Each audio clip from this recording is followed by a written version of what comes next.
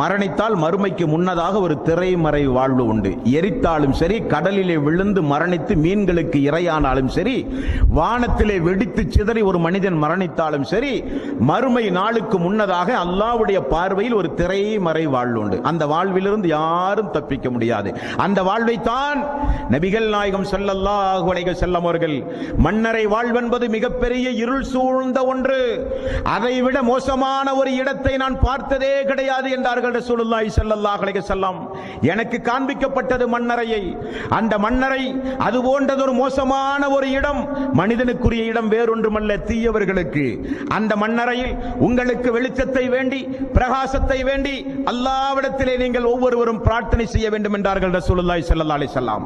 அந்த மன்னரையில் மனிதனை கொண்டு போய் அடக்கி நாமெல்லாம் நம்முடைய 2-3 காலடி எடுத்து வைக்கிற நேரத்திற்குள் மலக்குமார்கள் வந்து விடுகிறார்கள்.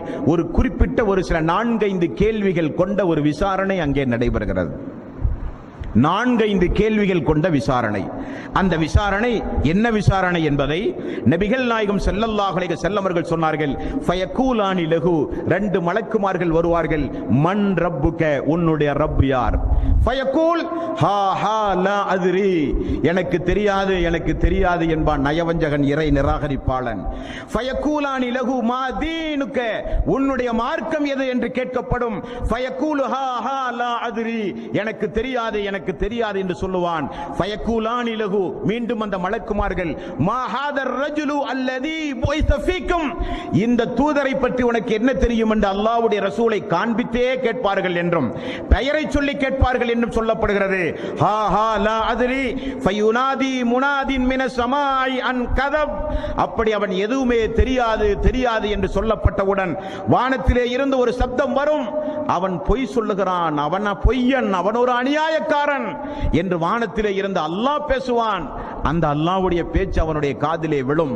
அல்லாஹ் சொல்கிறான், ஃபஃபிரிசு லஹு மினன் நார், நரகத்தினுடைய விரிப்பை அவனுக்கு விரியுங்கள். ஃபஃப்தஹு லஹு பாபன் இலன் நார், நரகத்தினுடைய வாசலை அவனுக்கு திறந்து விடுங்கள். ஃபயதீஹி மின் ஹர்ரிஹா, அவனுக்கு நெருப்பு காற்றை கபரை நோக்கி வீசச் செய்யுங்கள். வஸமூமிஹா, அது மட்டுமல்ல விஷக்காற்றையும் சேர்த்து அவனுக்கு நீங்கள் வீசுங்கள். அல்லாஹ் அக்பர். எவ்வளவு ஆடம்பரமாக உலகத்திலே வாழ்ந்தான். முஸ்லிம்கள் இஸ்லாத்தை எடுத்து சொல்லும் போது இவரெல்லாம் முஸ்லிம்களுக்குரிய மார்க்கம், முஹம்மது நபியர்கள் கொண்டு வந்த மார்க்கம், மக்காவாசிகளுக்குரிய மார்க்கம் என்று சொல்லி மார்க்கத்தை உதாசீனப்படுத்தினான். தமிழிலே திருக்குர்ஆன் வழங்கப்பட்டு திருக்குர்ஆன் படிக்க தூண்டும் பொழுதெல்லாம் முஸ்லிம்களுக்குரிய வேதம் என்று ஒதுக்கினான். மறுமையை சொல்லும் பொழுது கிண்டல் அடித்தான், கேலி செய்தான். முஸ்லிம்களை எள்ளி நகையாடினான். மார்க்கத்தை பற்றி பேசினால் முகம் சுளித்தான். எப்பொழுதும் வணக்க வழிபாட்டின் பக்கம் முஸ்லிம்கள் அழைத்தால் கேலி கிண்டல் செய்தான். மார்க்கத்தை ஒரு விளையாட்டாகவே நினைத்தான். அல்லாஹ் நெருப்பு காற்றை அவனுடைய கபரை நோக்கி வீசுங்கள், விஷக்காற்றை அவனுடைய கபரை நோக்கி வீசுங்கள். வைலையக்கு அலைஹி கபருஹு ஹத்தா தஹலிஃப ஃபீஹி அல்லாஹு, அடுத்து அல்லாஹ் ரப்பல் ஆலமீன் சொல்லுகிற கட்டளை. பூமிக்கு அல்லாஹ் உத்தரவிடுகிறான், அவனை நெருக்க அல்லாஹ் ரப்பல் ஆலமீன் உத்தரவிடுகிறான். ஒரு மனிதனுடைய விழா எலும்பு இனி ஒரு விழா எலும்புக்குள் இடம் மாறி விடுகிற அளவுக்கு பூமி நெருக்க ஆரம்பிக்கும். ரசூலுல்லாஹி ஸல்லல்லாஹு அலைஹி வஸல்லம் அவர்கள் சொன்னார்கள், வயதீஹி ரஜுலுன் கபீஹுல் வஜ், ஒரு மனிதன் அவனை நோக்கி நடந்து வருவான், அவன் மிக மிக மோசமான முகபாவனை உடையவனாக இருப்பான். கபீகு சியாப், அவனிடத்திலே மிகப்பெரிய துர்வாடை நாற்றம் அடிக்கக்கூடிய ஆடையோடு அவன் வருவான். முன்துனுர் ரீஹ், அவனிடத்திலே மிக மிக மோசமான துர்வாடை வீசும். அவனை பார்த்தாலே பாதி உயிர் போய்விடும். அந்த அளவுக்கு அலங்கோலமான ஆக்ரோஷமான முகம், மிக கேவலமான ஒரு முகம், மிக நாற்றம் அடிக்கக்கூடிய ஒரு ஆடை, அவனுடைய மேனியிலிருந்து வருகிற துர்நாற்றம் சுப்ஹானல்லாஹ் சொல்லி மாளாது என்றார்கள் ரசூலுல்லாஹி ஸல்லல்லாஹு அலைஹி வஸல்லம். ஃபயகூல் அப்சிர் பில்லதி யசூக, நான் உனக்கு ஒரு நற்செய்தியாக சொல்லுகிறேன். எந்த இடத்தை எந்த நாளை பொய்ப்பித்து உலகத்தில் வாழ்ந்தாயோ அந்த நாளும் இடம் இதுதான். ஹாதா யௌமுக்கல் லதி குன்த துஅத், அந்த நாளும் இடம் இதுதான் என்று சொல்லப்படும். உடனே அந்த மன்னரை வாட்சி கேட்கிறான். ஃபயகூல் மன் அன்த ஃபவஜ்ஹுகல் வஜ்ஹு யஜ்உ பிஸ்ஸிர்ரி, அநியாயத்தையும் அக்கிரமத்தையும் மிகப்பெரிய நஷ்டத்தையும் உன்னை நான் பார்த்தவுடனே விளங்குகிறேனே, மிகப்பெரிய கேவலத்தை கொண்டு வந்திருக்கிறாயே, நீ யார் என்று கேட்கும் போது அன அமலுக்கல் ஹபீஸ், நான் தான் நீ உலகத்தில் செய்த அசிங்கமான அருவருக்கத்தக்க கேவலமான அமல். அந்த அமலை அல்லாஹு தஆலா இப்படி மனித உருவில் என்னை மாற்றி உனக்கு அருகிலே அல்லாஹ் அமர வைத்திருக்கிறான். ஒரு நாளைக்கல்ல, அல்லாஹ் உன்னை இந்த இடத்திலிருந்து எழுப்புகிற நாள் வரை. ஃபயகூல், அந்த மனிதன் சொல்லுவான், ரப்பி லா துகிம், ரப்பி லா துகிம், அல்லாஹ் எனக்கு மறுமை நாளை கொண்டு வர முடியாது, கொண்டு வராதே, இந்த கபர் வாழ்வே என்னால் தாங்க முடியாமல் இருக்கின்றது, அல்லாஹ் எனக்கு மறுமையை ஏற்படுத்தாதே என்று அந்த மனிதன் கதறுவான், அந்த மனிதன் கத்துவான். உடனே மலக்குமார்கள், நபிகள் நாயகம் ஸல்லல்லாஹு அலைஹி வஸல்லம் அவர்கள் கூறுகிறார்கள், உடனே மலக்குமார்கள் மாஹாதர் ரஜுல் அல்லதீன புஇஸ ஃபீக்கும் ஃபயகூல், ஒவ்வொரு கேள்விகள் அவனிடத்திலே கேட்கப்பட்டு அல்லாஹ்வுடைய ரசூல் சொல்லுகிறார்கள், அந்த நேரத்தில் அவனை அமர வைத்து சும்ம யுல்ரபு பிபித்ரகத்தின், ஒரு இரும்பு சுத்தி அந்த வானவர்கள் எடுப்பார்கள், மின் ஹதீஸி லர்பத்தன் பைன உதுனைஹி, அவனுடைய 2 காதுகளுக்கு மத்தியில் இருக்கிற பிடரையில் ஓங்கி அடிப்பார்கள். நபிகள் நாயகம் ஸல்லல்லாஹு அலைஹி வஸல்லம் அவர்கள் சொன்னார்கள், ஃபயஸீஹு ஸைஹத்தன் யஸ்மஉஹா மன் யலீஹி இல தகலைன், 2 காதுகளுக்கு மத்தியில் அவனை ஓங்கி ஒரு அடி அடிப்பார்கள். அல்லாஹ்வுடைய ரசூல் சொல்லுகிறார்கள், அடித்தால் என்ன நிலைமை ஏற்படும் தெரியுமா? அடிக்கிற மலக்கை அல்லாஹ் எப்படி நியமித்திருக்கிறான் தெரியுமா? சும்ம யுகையலு லஹு ஆமா அப்கமு, அந்த மலக்குக்கு காதும் கேட்காது, வாயும் பேச மாட்டார். அல்லாஹ்வுடைய ஒரு ஏற்பாட்டை பாருங்கள், சுப்ஹானல்லாஹ். அவன் போடுகிற சப்தம், அவனுக்கு கொடுக்கப்படுகிற தண்டனை, கொடுக்கப்படுகிற அந்த மலக்குக்கு காதும் கேட்காது, அவன் புலம்பினால் அவர் வாயும் பேச மாட்டார். அப்படிப்பட்ட சுத்தியிலை கொண்டு வந்து இப்படிப்பட்ட ஊனமுற்ற ஒரு வானவரின் மூலம் அல்லாஹ் தண்டனை கொடுக்கிறான். லவ் லுரிப பிஹா ஜபலுன் லசார துராப், அந்த சுத்தியிலை கொண்டு போய் ஒரு மலையிலே அடித்தால் மலை மண்ணாக போய்விடுமாம். அப்படியானால் எவ்வளவு வரையான தண்டனை அந்த மறுமையின் அந்த கபரிலே அவனுக்கு கொடுக்கப்படுகிற தண்டனை. நரகத்தினுடைய வாசல் திறக்கப்படும், விஷக்காற்று வீசப்படும், நெருப்பு காற்று வீசப்படும், சுத்தியிலை கொண்டு போய் அடிக்கப்படும், பூமி நெருக்கப்படும். இதற்கு மத்தியில் மிகப்பெரிய அலங்கோல துர்நாற்றமுடைய ஒரு மனிதன் நம்மை தடவிக்கொண்டே நம்மோடு பேசிக் கொண்டிருக்கிறான். நாம் செய்த பாவ செயல் மனித உருவில் மாறி வருகிறது.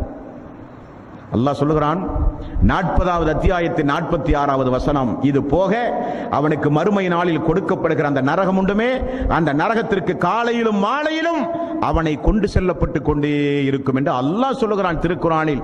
40வது அத்தியாயம் 46வது வசனம், அன்னாரு யுரலூன அலைஹா உதுவன் வ அஸியா வ யௌம தகூமு ஸாஅத்து அத்ஹிலு அலா ஃபிர்அவுன அஸத்துல் அஸாப், ஃபிர்அவுனையும் அவனுடைய கூட்டத்தார்களையும் காலையிலும் மாலையிலும் அவர்களுக்குரிய நரக நெருப்புக்குரிய இடத்திற்கு நான் கொண்டு சென்று கொண்டே இருப்பேன் என்று அல்லாஹ் ரப்பல் ஆலமீன் மன்னரை வாசிகளுடைய நிலைமைகளை குறித்து சொல்கிறான். முஸ்லிம் என்கிற நபிமொழி தொகுப்பில் 5500வது நபிமொழியாக நீங்கள் பார்க்கலாம். ஒரு மனிதனுக்கு கபரிலே விசாரணை செய்யப்பட்டு தீர்ப்பு சொல்லப்பட்டு அவன் நல்லவனாக இருந்தால் காலையிலும் மாலையிலும் சொர்க்கத்திற்கு அவன் அழைத்து செல்லப்பட்டு கொண்டே இருப்பான். அவன் ஒரு இறை நிராகரிப்பாளனாக இருந்தால் நரகத்திற்கு காலையிலும் மாலையிலும் அவன் அந்த இடத்தை அவனுக்கு காண்பித்து கொடுத்து கொண்டே இருப்போம். எவ்வளவு பெரிய ஒரு அதாப் என்று பாருங்கள், சுப்ஹானல்லாஹ். ஆகவேதானே ரசூலுல்லாஹி ஸல்லல்லாஹு அலைஹி வஸல்லம் அல்லாஹும்ம இன்னி அஊது பிக்க மின் அதாபில் கபர், அல்லாஹும்ம இன்னி அஊது பிக்க மின் அதாபில் கபர் என்று அல்லாஹ்வுடைய ரசூல் அல்லாஹ்விடத்திலே பிரார்த்தனை செய்ய சொன்னார்கள். அதுபோக நபிகள் நாயகம் ஸல்லல்லாஹு அலைஹி வஸல்லம் அவர்கள் ஒரு நாள் மலக்குமார்கள் மீகாயில் ஜிப்ரீல் அலைஹிஸ்ஸலாத்து வஸ்ஸலாம் அல்லாஹ்வுடைய ரசூலை அழைத்து கொண்டு போய் ஒவ்வொரு குற்றங்களுக்கும் உரிய தண்டனைகள் என்ன என்பதை பட்டியலிட்டு காண்பித்து கொடுத்த சம்பவம் உண்டு.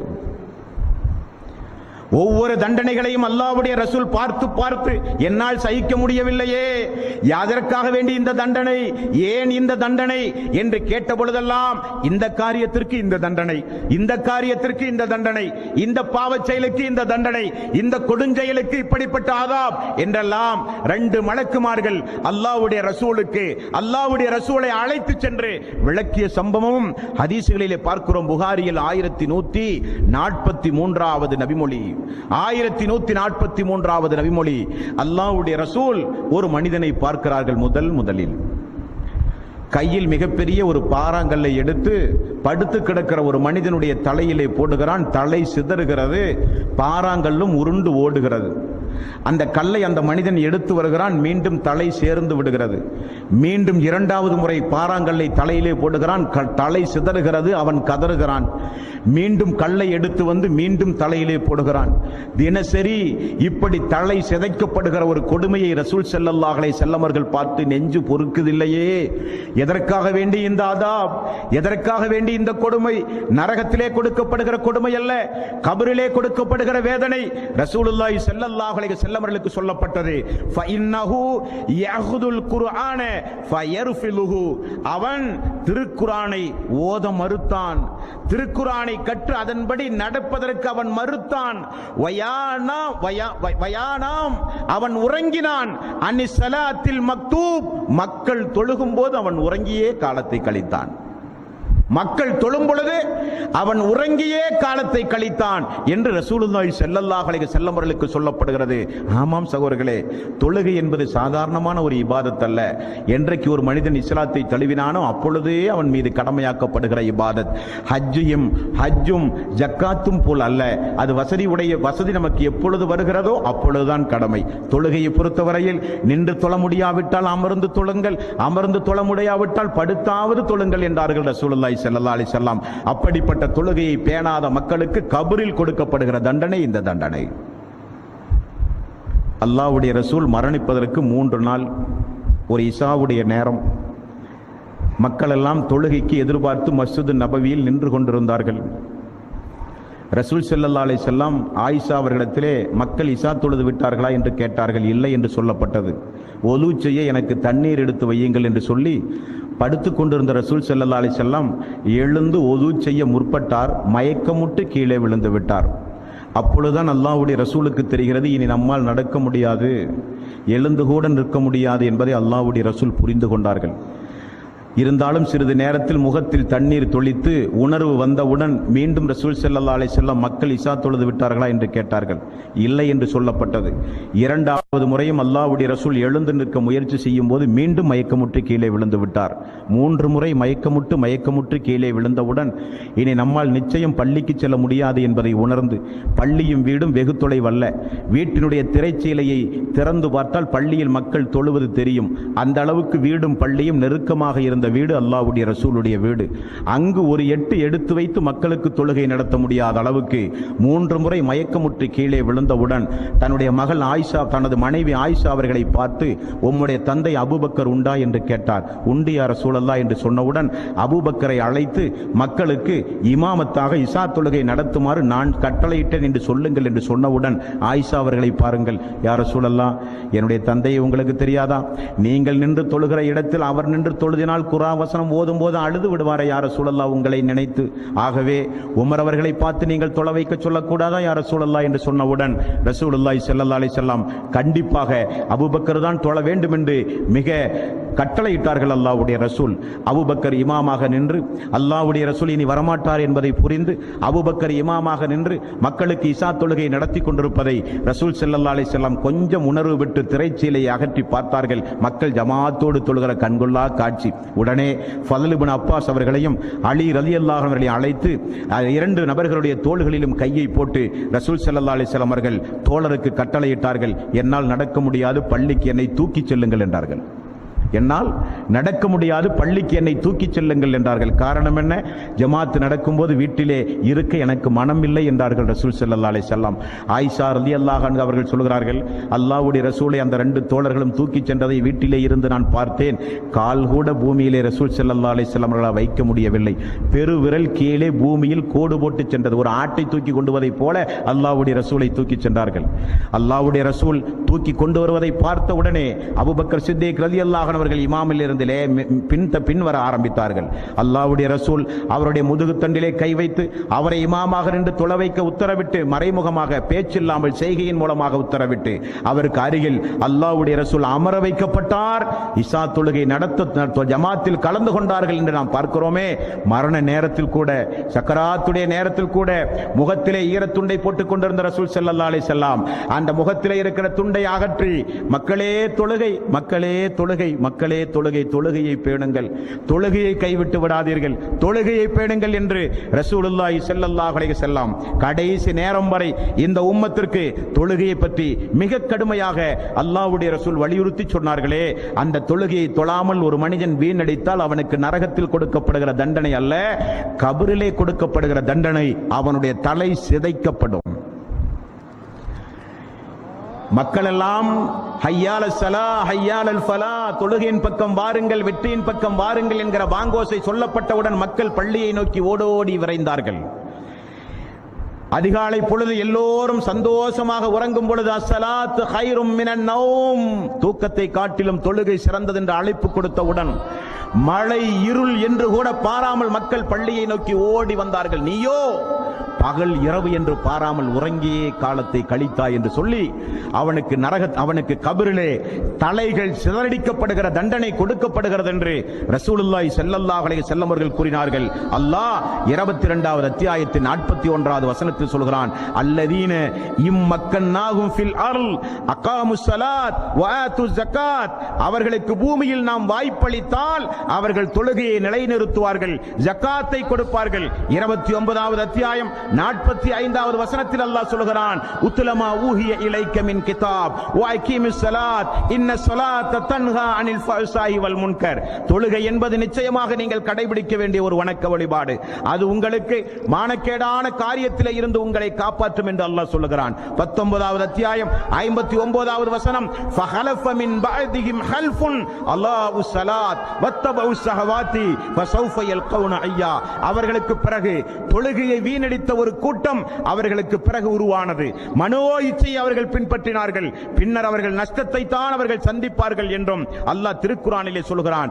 75வது அத்தியாயம் 31வது வசனம், சக்கராத்துடைய நேரத்தில் இவர்களுக்கும் ஒரு சில தண்டனைகள் உண்டு. உயிர் பறிக்கப்படும் போது அந்த வேதனை தாங்காமல் அல்லாஹ்விடத்திலே இவர்கள் சொல்லுகிற ஒரு வார்த்தை, ஃபலா சத்தக வலா ஸல்லா, அவன் நம்பவும் இல்லை அவன் தொழவும் இல்லை என்று அல்லாஹ் சொல்கிறான். ஏன் அவனுக்கு சக்கராத்துடைய நேரத்தில் வேதனை?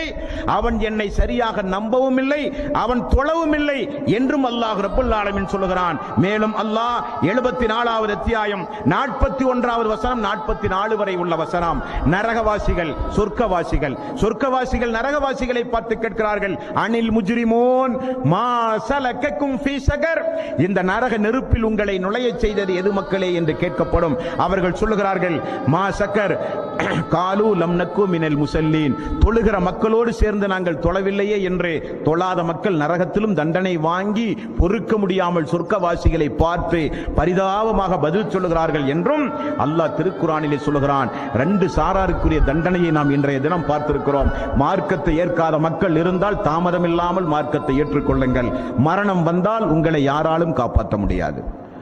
தொழாத மக்கள், தொழுகிற விஷயத்தில் பேணுதல் இல்லாத மக்கள், தொழுகையினுடைய விஷயத்தில் புடும்போக்காக இருந்த மக்கள், ஃபஜ்ருடைய தொழுகை வாழ்வில எண்ணி பார்க்காத மக்கள் எல்லாம் இருந்தால் தொழுகை விஷயத்தில் பேணுதல் இல்லாமல் இருக்காதீர்கள், தொழுகையினுடைய விஷயத்தில் புடும்போக்காக இருக்காதீர்கள், தொழுகையுடைய விஷயத்தில் கொஞ்சம் விரைந்து வாருங்கள், ஐங்கால தொழுகையை பேணுங்கள், தொழுகையில் தான் கண் குளிர்ச்சி உண்டு என்று ரசூல் ஸல்லல்லாஹு அலைஹி வஸல்லம் அவர்கள் சொன்னார்கள். அந்த தொழுகையை பேணுங்கள், கொடுக்கப்படுகிற தண்டனையிலிருந்து உங்களை நீங்கள் பாதுகாத்துக் கொள்ளுங்கள். வா ஆகிர தவானா அனில் ஹம்துலில்லாஹி ரப்பில் ஆலமீன். அஸ்ஸலாமு அலைக்கும் வரஹ்மத்துல்லாஹி.